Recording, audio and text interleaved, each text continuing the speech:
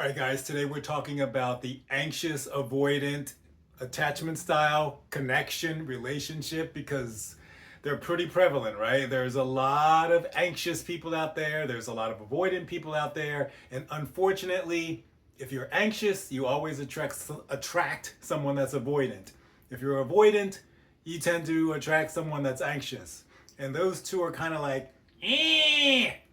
You're always doing the thing that the partner doesn't like. But in the end, that's because when you do those things, it's actually very healing. So if you work through those things, you would come out healed and feeling better in the end. But in the moment, it's not good. It causes fights, it triggers us, it makes us feel like we're not safe. It dysregulates our nervous system. We get all anxious, we get all upset, we get avoidant, and we start pushing each other's buttons. The more the anxious person is like, hey, hey, hey, I need you, I need you, I need you. The more the avoidant person is like, go away, go away, go away, I need space. So when that happens, of course, it feels like the relationship is on the rocks. You're not happy, they're not happy. It feels like you have opposing energy.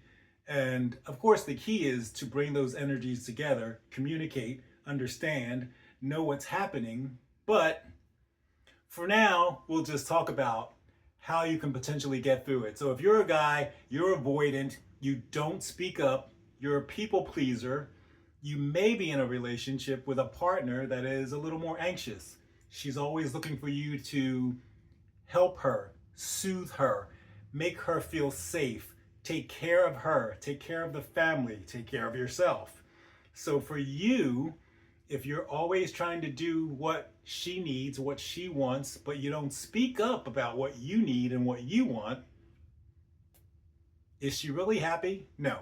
Is she really safe? No. Does she feel safe? No. So you're just doing things because you're trying to make her happy. Meanwhile, you're not happy. And she doesn't really feel the energy of you're confident, you're strong, you make good decisions, you speak up for yourself, and you kind of know how to run this show that you're in.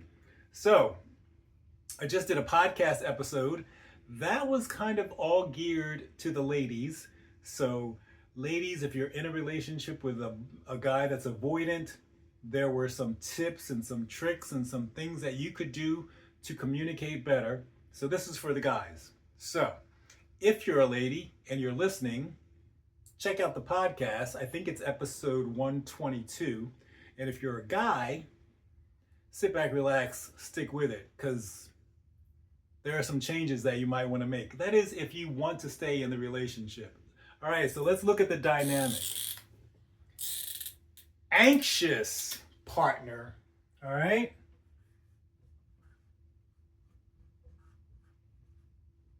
That's her. She's going to be the one needing attention.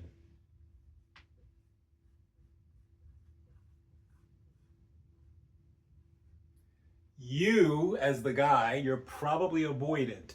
You don't want to cause conflict. You don't want to get in arguments. You don't want to fight. You would rather just kind of say, it's okay, and walk away. Or, it doesn't matter, and walk away. Or, let's talk about it later, and walk away. Later never comes, at least in my experience. If someone's avoidant and they say, let's talk about it later, for them, later is never going to come. For you, as the anxious person, you're going to be like, hey, you said yesterday, or you said this morning, or you said an hour ago, we were going to talk about this thing. So they're going to push your buttons to get you to open up, and you are going to do the opposite. You're going to want to kind of like, leave me alone, go away, I don't know how to do this, I don't want to be vulnerable, right? So, avoidant. So this is gonna be the guys. This is gonna be the ladies. And the reason I have it like this is because when I do coaching calls, when I have couples in front of me, most of the time, the lady's anxious, the guy's avoidant. Just naturally happens. I was the opposite. I was anxious. My mom was always busy. She wasn't around a lot. So I was always like, where's my mom? Where's my mom? Where's my mom? When's she coming home? When's she coming back? When am I going to have this? When am I going to feel connected? Right? So that's kind of the thing that makes you feel like you want to be anxious. If you have a parent that's there and they're always like, do this, do that, yelling, screaming, shutting you down, shut up, be quiet, stop running around, stop making noise, you tend to be more avoidant. You're kind of like, I just want to do whatever I can to be small, to be silent, and not be yelled at, not be hit, not be punished, right? So you kind of understand why we get these attachment styles. If your parents are a certain way, if your parents were a certain way, I use the example of my mom. I know other parents that are a certain way and their kids turn out a certain way, or I understand adults that I meet now. I talk to guys and I know their mom, and I, in my mind, I'm like, I know exactly why you are the way you are. So if you're in a relationship and you're in this dynamic, you're the guy, she's a little anxious, you're a little avoidant or a lot avoidant. The things that you need to do are speak up, communicate, let her know what you need, ask her what she needs, ask her what she wants, not to the degree that it makes her feel like you are clueless about what's going on. Okay, you're a guy. Let's say you're 27. You've been dating someone for a year. You don't really know what she wants, right? Because you haven't had any deep, any real, any vulnerable conversations to find that out. So ask, what do you want? What do you need? What kinds of things do you think will help you feel safe? Don't go into it saying, I got no clue what you need. I love using that voice. I don't know what you need. That's going to make her feel unsafe. If you say it in a way that helps her feel like you're just interested in making the relationship better, that will lead to a more confident response.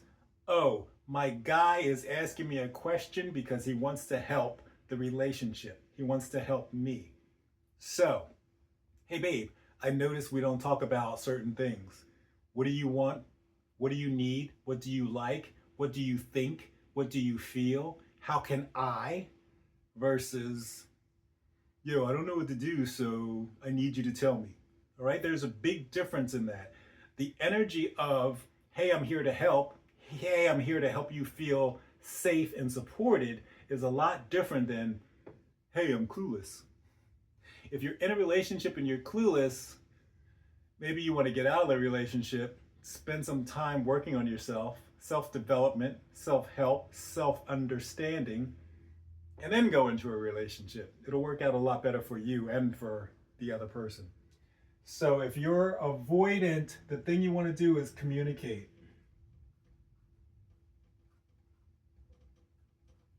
And when I say communicate, I mean more, like a lot more. More to the extent that you get a lot of information and now you know what to do. What do you like to do? What do you want? What are you upset about? Why are you upset? How can I help you feel safe? How can I help you feel better? And this is the same thing that I said in the podcast to the ladies. There are going to be a lot of ladies out there, a lot of women that think, I've been in this relationship for a year, 2 years, 5 years, in some cases longer. You should know what I want. And my response to that is, maybe he should, but does he? That's where we are right now. Let's not throw out a bunch of shoulds. He doesn't know. She doesn't know. So if you're a female and you're watching, guys don't know. So do you want to sit in a relationship that's shitty, thinking he should know? Or do you want to speak up and say, you know what? These kinds of things would help me feel better. These kinds of things would help me feel loved. This is what would help me feel safe. Let him know. And then if he doesn't do it, then you have something else to talk about. But to just sit back and kind of be like, you should know, that's not a good answer. That's not the way the world works. That's not the way life works. That's not the way relationships work. We got 8 billion people out there. If everyone was the same, it would be pretty boring. Everyone's not the same. So just because I'm dating you and I'm a guy and you're a girl, I don't know what you want or need. You don't know what I want or what I need. That's why we talk about it. That's why we communicate. That's why we're in a relationship. All right? So guys, communicate more. Hey hun, hey babe, sweetie darling, whatever it is, Jen, Susan, Betty, whatever you call her, whatever you like, whatever she likes, whatever you're used to. Hey, what will help you feel safe? What do you need right now? I know I've been busy with work and I've kind of been neglecting us. What do you need? What can I do to help you feel better? What can I help you feel like I'm fully invested in this relationship? So, like the ladies in the podcast where I said, you got to take the first step. Today it's Men's Day. So, as the guy, you're listening, you got to take the first step. Stop worrying about what she's not doing. Take the first step. In most cases, as the guy, guys tend to be the one with that on their shoulders. Take the first step. What's not working? Take the first step. Fix it. Step up, right? I hate using the term man up, be a man. Everyone's different. Women are going to college, they're making tons of money. Men are staying at home, men are raising the children. Everything's shifted. So manning up could mean your wife mans up. Your girlfriend mans up. She's going to the office every day and you're staying home with the kids. So the dynamics have changed, the roles have changed. So I'm not going to say man up. I'm going to say step up, be confident, be sure of what you want, be sure of what you need, and ask for it. Let her know. Ask her what she needs. That's confidence. All right? Communicating more means something doesn't feel right. I'm going to ask about it. In most cases, women will say the same thing. Oh, he doesn't seem like he's acting the way that he normally does. I want to know what's wrong. So they will ask, what's wrong? A lot of guys will not ask because then they figure, I don't want anything to be wrong, so I'm not even going to ask. That's not the way, guys. Come on. If she doesn't look happy, if she looks sad, if she looks lonely, if she looks unloved, ask her what's wrong. Be there for her. Support her. Ask questions. Get curious. Listen. What is she saying? What does she want? And now you're going to go do it. If there's a list of things, you're probably not going to want to do all of them at one time, but just keep it in the back of your mind. Oh, she likes a kiss every day when I come in. Oh, she likes a call if I'm going to be late. 10 minutes, 15 minutes, 20 minutes, an hour. We get in relationships and we start to think, oh, the person should know. The person should know that I work late. The person should know I get stuck in traffic. Sometimes we do. Sometimes it's a little bit longer than usual. If you're in a relationship with someone that's anxious, that's very painful. We start to worry. We start to think, where are they? Were they in an accident? Are they okay? Are they dead on the side of a road? And we laugh at that kind of stuff, but our monkey minds, when we're anxious, builds a whole bunch of shit that's untrue, but it starts to make us feel really shitty internally.